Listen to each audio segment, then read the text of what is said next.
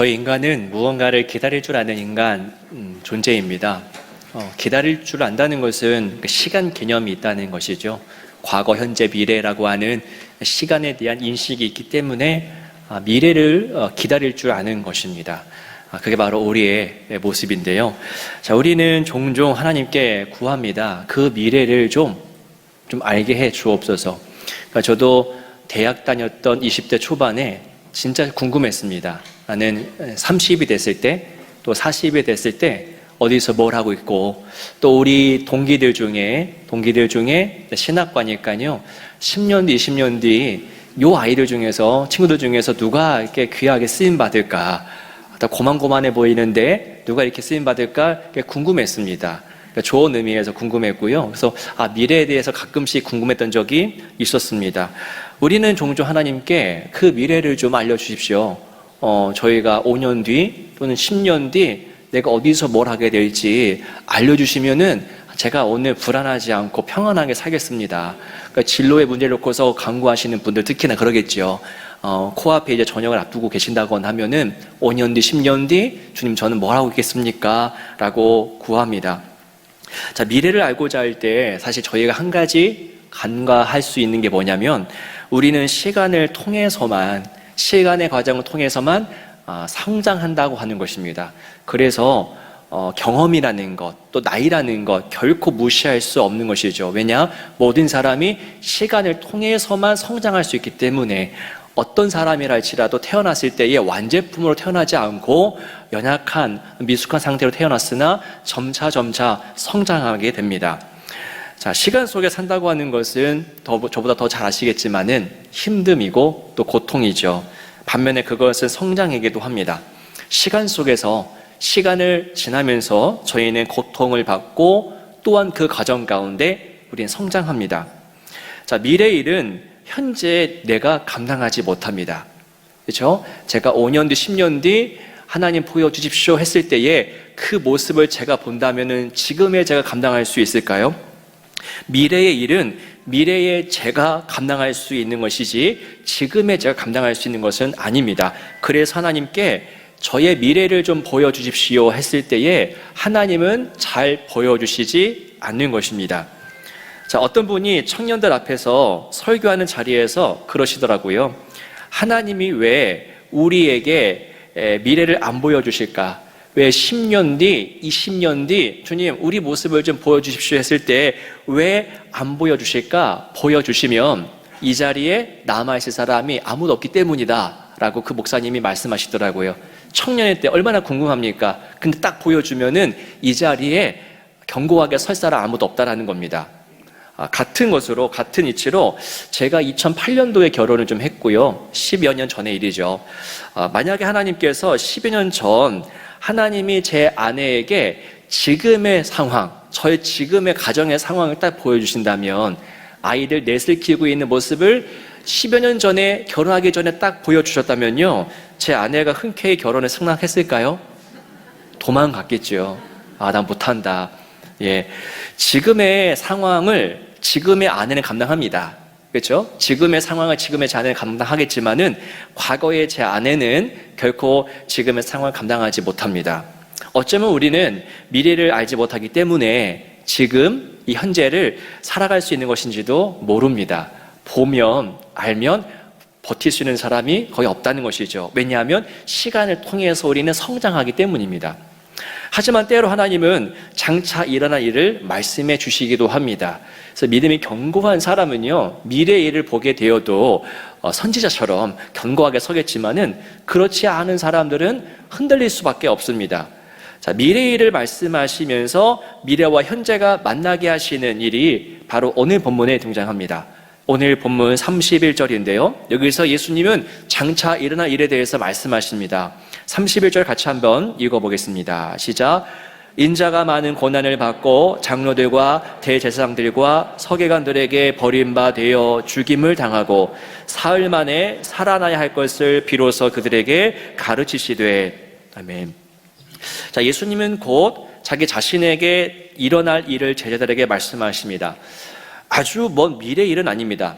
얼마 지나지 않아 이제 발생할 일에 대해서 말씀하시는데, 이제 곧 있으면은 종교 지도자들에게 버림을 받고 고난을 받고 심지어 죽임까지 당하게 된다. 그런데 그게 끝이 아니라 살게 될 것이다 라고 하는 것을 말씀하십니다. 자, 이거는 미래의 일이죠. 미래의 일을 현재의 그 제자들에게 주님께서 말씀해 주십니다. 자, 미래의 일은 사실 미래의 제자들, 좀 견고해졌을 때에 그때 감당할 수 있습니다. 하지만 예수님은 미래의 그 일을, 장차 일어날 일을 현재의 그 제자들에게, 자기 앞에 있는 제자들에게 일러주고 계십니다. 즉 미래와 현재가 서로 만나게 하십니다. 사건이 벌어지죠. 어떤 일이 벌어집니까? 역시나 잡음이 발생합니다. 네, 아멘 하는 것이 아니라 왜 그렇습니까? 주님 하고 하는 그런 반응이 나타나죠. 미래의 일을 현재의 제자들의 수준으로는 결코 받아들일 수가 없기 때문인데요. 여러분 32절을 보십시오. 같이 한번 읽어보겠습니다. 시작. 드러내놓고 이 말씀을 하시니 베드로가 예수를 붙들고 항변하매. 지난 봄에 한번 이 부분을 나눴던 적이 있었는데요. 여기서 항변하다라고 하는 해당하는 헬라어는요, 좀 과격한 표현입니다. 자, 같은 단어가 예수님이 거센 풍랑, 아주 큰 바람이 있는 그 바다를 바라보면서 꾸짖으면서 잠잠하시잖아요. 꾸짖다 할 때 쓰였던 단어가 이때 쓰였던 항변하다와 똑같은 단어입니다. 그러니까 이 단어는 마땅히 우리 삶에서 존재하지 않아야 될 것, 마땅히 사라져야 할 것을 향해서 쓰는 단어입니다. 그런데 베드로는 예수님 붙잡고 그 단어, 예수님이 바다를 향해서 꾸짖었을 때 썼던 그 똑같은 단어를 예수님을 붙잡고 쓰고 있는 겁니다. 그러니까 베드로는 지금 예수님 보면서 이것은 좀 사라져야 된다라고 여겼던 것이지요. 무엇이 사라져야 된다라고 여겼던 것입니까? 십자가를 지시려고 하는 예수님의 의도입니다. 그러니까 예수님은 좋아요. 이 바로 전 본문이 뭐냐면은 예수님은 그리스도시요 살아계신 하나님의 아들이십니다라고 하는 고백이거든요. 예수님 인정하죠. 예수님 자기의 구주로 삼습니다. 그런데 예수님 중에서 그 내면 속에서 십자가를 지시려고 하는 그 의도와 그 욕구만큼은 이 베드로가 견뎌내지 못하는 것입니다. 인정할 수가 없죠. 그는 예수에게서 십자가라고 하는 영역을 제거하려고 합니다. 이에 예수님은 이렇게 대응하시죠. 우리 33절입니다. 함께 읽겠습니다. 예수께서 돌이키사 제자들을 보시며 베드로를 꾸짖어 이르시되 사탄아 내 뒤로 물러가라.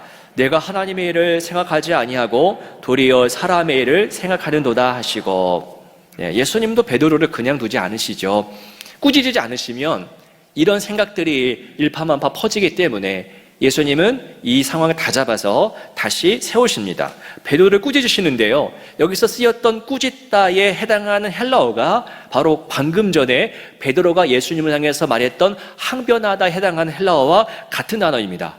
즉 베드로도 예수님을 꾸짖었고요, 그리고 예수님도 베드로를 향해서 꾸짖고 있습니다. 그러니까 서로가 서로를 향해서 무언가를 보면서 당신 안에 이 부분은 사라져야 됩니다 라고 말하고 있는 것이죠.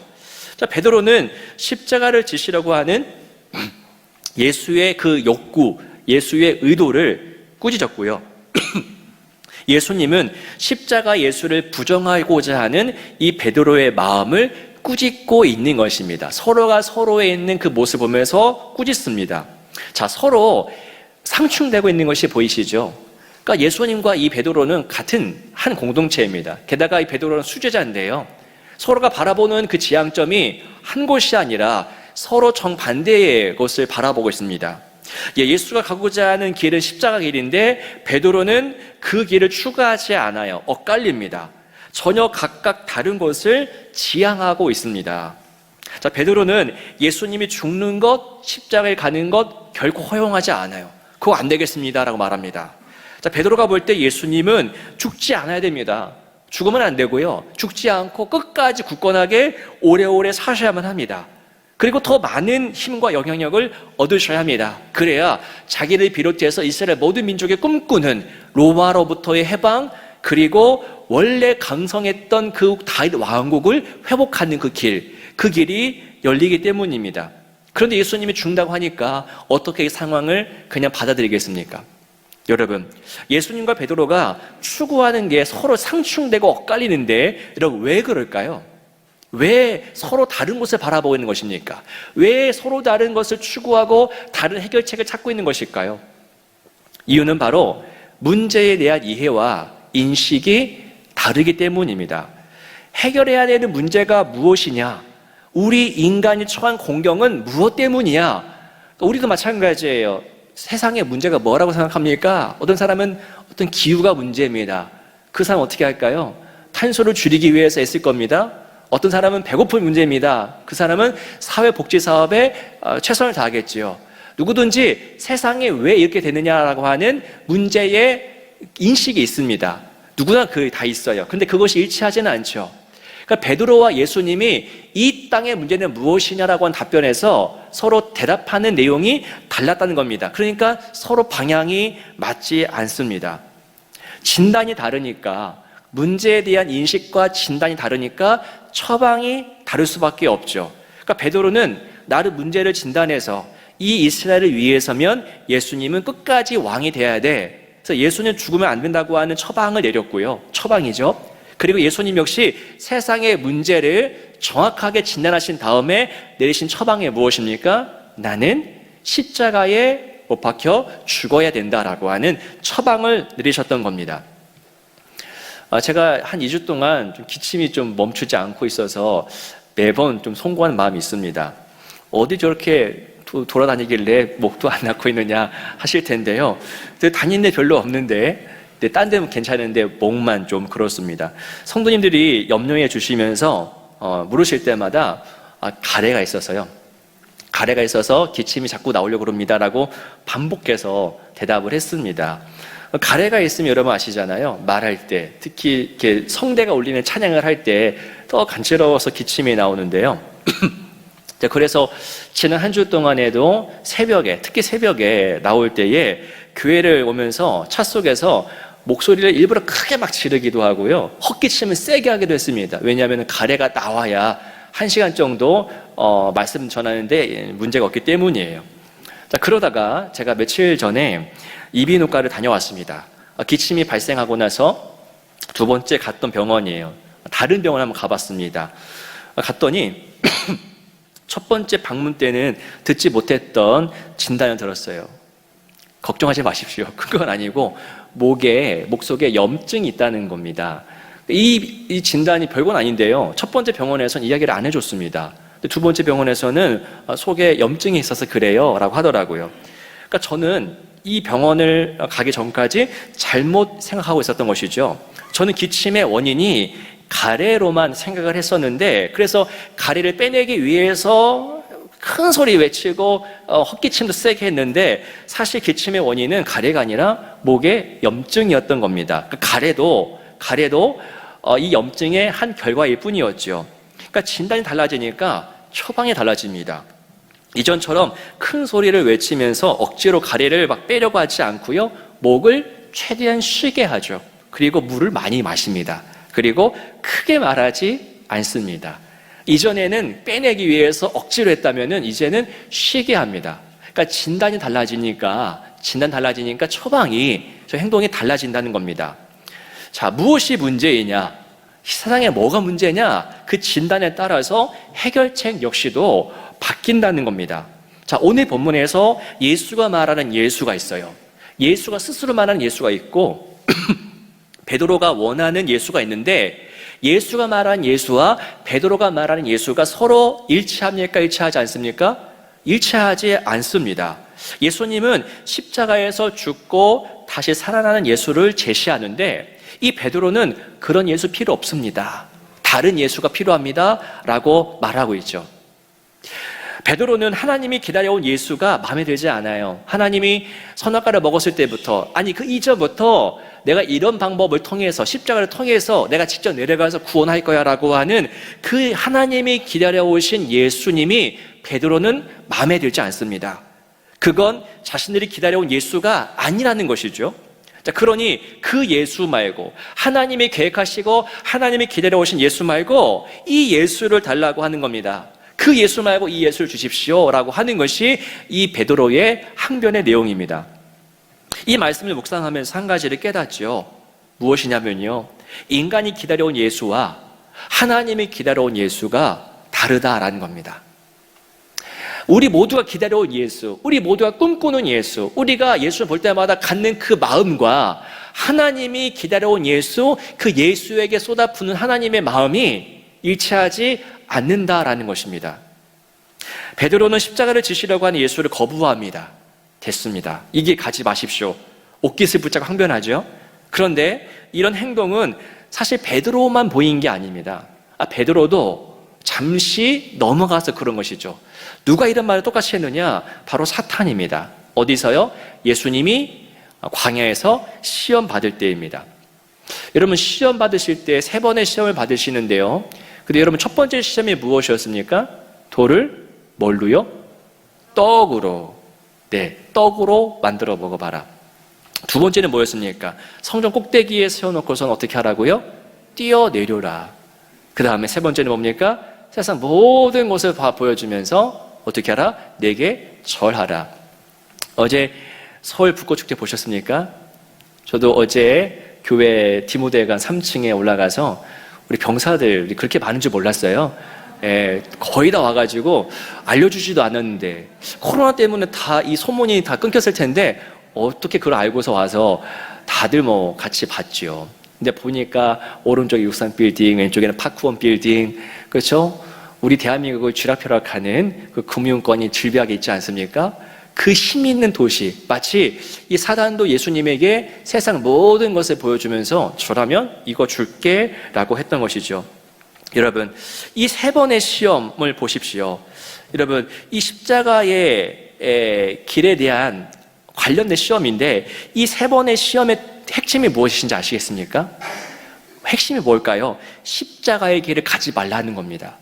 십자가의 길을 굳이 가지 말고 다른 길로 우회해서 충분히 갈 수 있다라고 하는 것이 3번의 시험이었죠. 그러니까 예수님에게 그렇게 고난 가득한 십자가의 길 말고 돌을 떡으로 만드는 그 경제적 능력을 보여줌으로써, 그리고 성전에서 뛰어내리는 그 멋진 종교적인 카리스마를 보여주면서, 세 번째로는 세상 모두가 우러러보는 그 권력과 영광을 거머쥐는 방법으로서, 그래서 왕이 되면 돼, 굳이 십자가를 통하지 않고 이 여러 가지 길이 있다고, 그 길 가지 않고 십자가를 가려고 해 라고 하는 것이 여러분, 새 시험의 핵심입니다. 핵심은 십자가를 지지 말라고 하는 것이죠. 사탄은 이처럼 십자가를 가로막으려고 합니다. 왜냐하면 십자가는 모든 문제를 해결하는 열쇠이기 때문입니다. 예수님께서 십자가를 지시면, 십자가를 끝까지 인내하시고 성공적으로 가신다면은 사탄이 해놓은 모든 전략이 다 실패로 돌아가기 때문입니다. 그래서 사탄은 어떻게 해서든지 예수님 십자가를 지지 못하도록 그 길을 가로막는 것이죠. 그렇다면 여러분, 우리 모두의 문제는 무엇입니까? 무엇이 문제이길래 예수님 십자가를 지셔야 했던 것일까요? 성경은 말합니다. 한 글자죠. 성경이 말하는 이 세상의 진단명은 무엇입니까? 바로 죄입니다. 죄. 그리고 죄로 인해 들어온, 필요세계에 들어온 죽음, 실질적인 죽음, 그것이 문제의 핵심입니다. 우리가 지금 왜 두려워하고, 왜 불안해하고, 왜 서로 피 터지게 경쟁을 해야 되고, 왜 그렇게 근심과 상처가 가득할까요? 결국 그 모든 것들은 죄와 사망에서부터 삐죽고 나온 격가지입니다. 열매들입니다. 그것은 그것 자체가 문제의 핵심이 아니라 죄라고 하는 원래 문제에서부터 양산해낸 그런 열매고 결과라는 것이죠. 여러분, 모든 죄와 사망이 문제의 핵심입니다. 여기서부터 모든 문제가 사실 양산되는 겁니다. 죄와 사망이라고 하는 뿌리에서 수많은 문제들이 막 열매처럼 나타납니다. 그런데 사람들은 뭐 합니까? 사람들은 겉으로 나타난, 겉으로 보이는 문제들만 응시하고 그 문제들만 씨름합니다. 그러니까 문제의 근원이 되는 그것과 싸워야 되는데, 그것과 싸우지 못하고 그 원인에서부터 나온 결과들만 가지고 씨름을 합니다. 베드로를 보십시오. 베드로에게 문제는 이스라엘이 힘없이 압제를 받는다는 거였습니다. 그래서 그는 예수님이 이 문제를 해결해 주실 것을 기대하고 있죠. 과거에 이스라엘을 출애굽했을 때 그때 상황을 보십시오. 광야에서 뭘 만듭니까? 금으로 모든 금붙이를 다 모아서 그 금송아지를 만들지 않습니까? 자, 그들은 모세가 시내 산에 올라가 시야에서 사라지자 두려움과 불안에 휩싸였습니다. 그러니까 공허하죠. 외롭죠. 그리고 무서워집니다.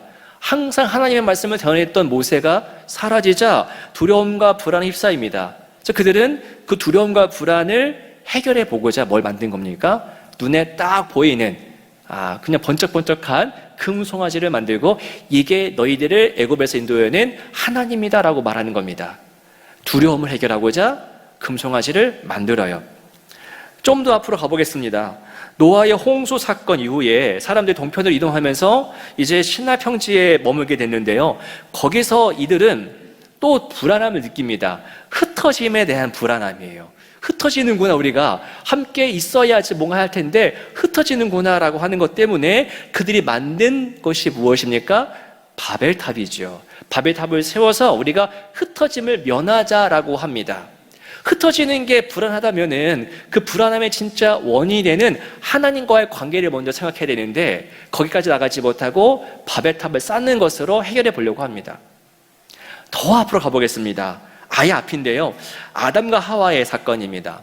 선악과를 먹은 후에 그들은 자기들의 몸을 어떻게 합니까? 자기들의 몸을 나뭇잎으로 막 가립니다. 부끄럽다고, 수치스럽다고. 이들은 수치를 가리기 위해서 나뭇잎을 찾아다닙니다. 근데 여러분, 나뭇잎으로 해결될 문제는 아니죠. 왜냐하면 수치가 어디서부터 시작되었습니까? 죄거든요. 그러면 죄와 씨름을 해야 되는데 이들은 죄의 결과 중에 하나인 수치를 없애기 위해서 그 잠깐뿐이 나뭇잎으로 자기의 몸을 가리고 있다라는 겁니다. 여러분, 이 모든 사례들의 공통점이 있지요. 그들은 문제의 핵심과 근본 원인과 씨름하지 못하고 그 문제의 겉열매들만을 상대합니다. 아담과 하와를 보십시오. 왜 수치심을 느꼈습니까? 죄 때문이죠. 죄로 인한 것이면 죄와 씨름을 해야 되는데 그들은 그것과 씨름하지 못하고 겉가진 수치심만 다루려고 합니다. 그래서 그들이 잡은 것이 나뭇잎이에요. 나뭇잎으로 자기의 그 수치심을 가리려고 합니다. 근데 하나님은 그러는 것이죠. 너의 수치심 그 나뭇잎으로 못 가려 말씀하는 거 아니겠습니까? 그래서 하나님이 그때부터 계획하신 것이 뭐겠습니까? 예수의 십자가겠죠.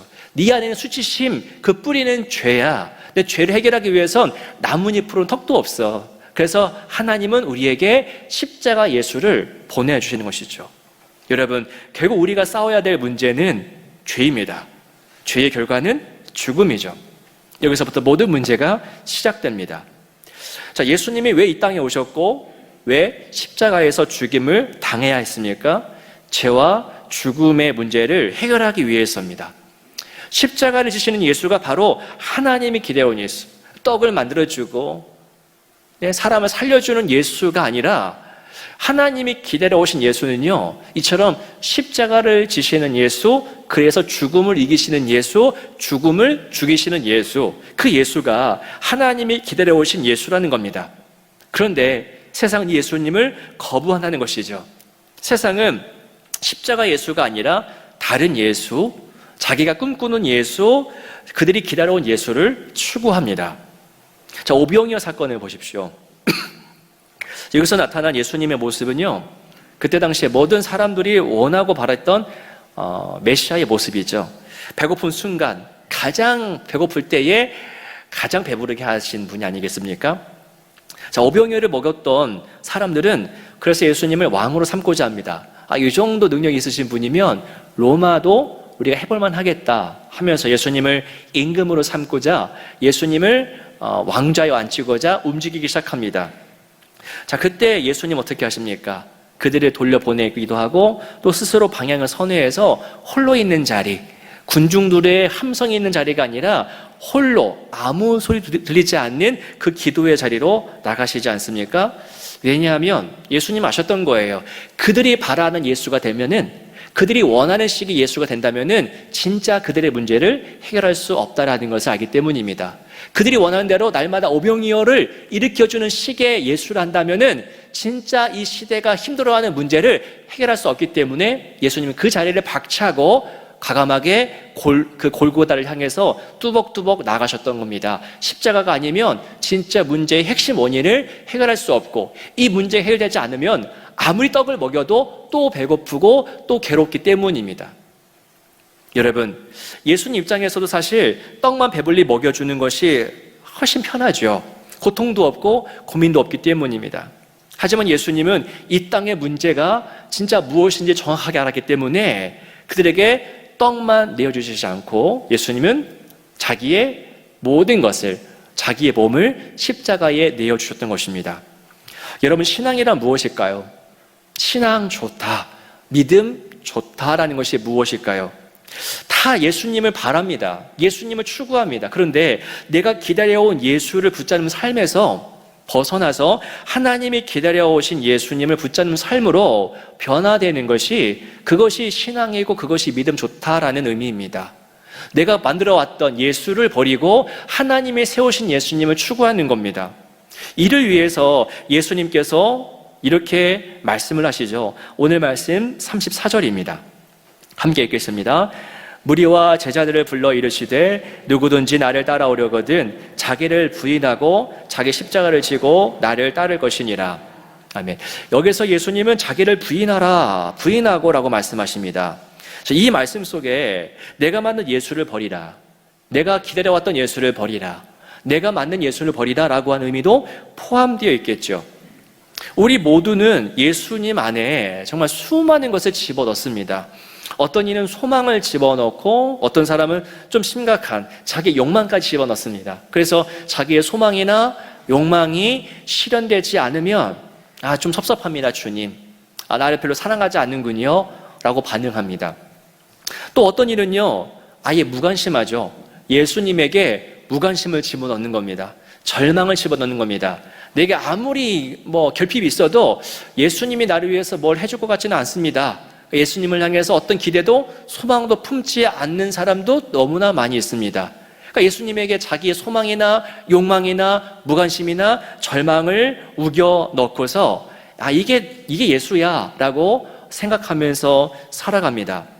여러분, 우리는 선택해야 됩니다. 예수를 통해서 무언가를 이루려 하든 아니면 예수에게 어떤 소망을 걸지 않고 있든 우리는 반드시 선택해야 됩니다. 우리 자신이 만든 예수와 하나님이 보내신 예수, 내가 기다려온 예수와 하나님이 기다려오신 예수가 있는데 그 사이에서 우리는 하나님이 기다려오신, 하나님이 세우신 예수를 기다려야 되겠죠.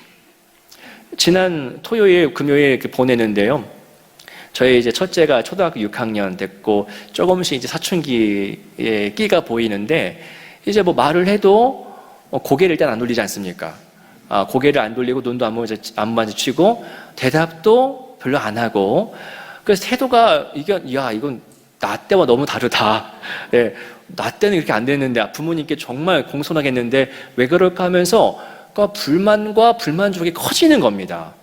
작은 얘기는 하지만은 왜 아이들이, 목회자의 자녀 아이들이 왜 그렇게 신실하게 더 모범이 돼서 자라야 되는데 왜 안 될까라고 하면서 한편으로는 하나님은 뭐 하시는 것일까? 라고 하는 생각이 들면서 하나님에 대한 약간 좀 실망 섞인 마음이 들었던 것이지요. 그런데 그 마음마저도 오늘 말씀 비추어서 보는 겁니다. 그 마음마저도 내가 만든 예수를 붙잡고 있는 것일 수 있겠구나.